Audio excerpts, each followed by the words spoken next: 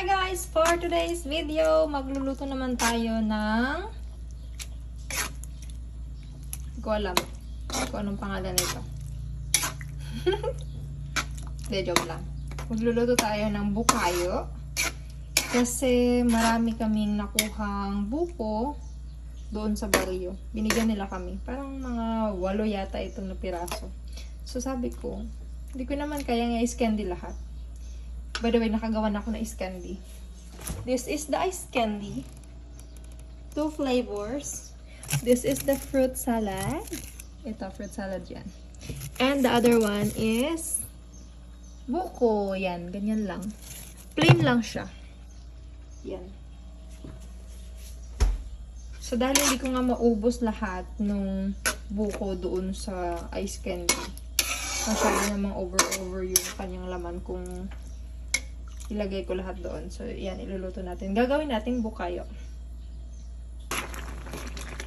Kumukulo na yung ating bukayo. Hintayin natin na ito ay matuyo.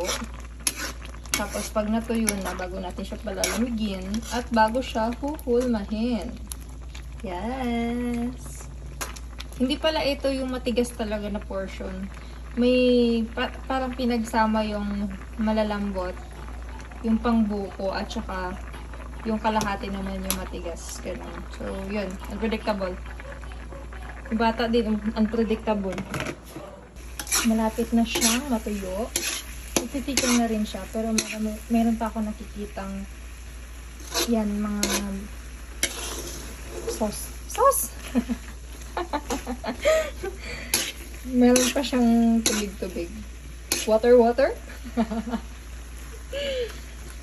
So, kapag talagang tuyo-tuyo na siya, bago ko siya tatanggalin. Pwede naman na siya ngayon. Pero, mahirap kasi ihulma kapag marami pang tubig. Kaya sabi ko, tuyo-tuyin ko pa ng konti pa. And yan!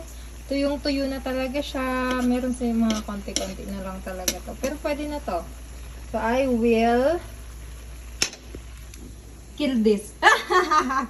That's it. Patay na yung ating apoy. I-rest ko na lang ito ng 5 to 10 minutes. Then, start na tayo ng hulman. This is it. Ito na yung ating nahulma ng mga bukayo. Umabot yata ito ng 35 piraso lamang. Bye!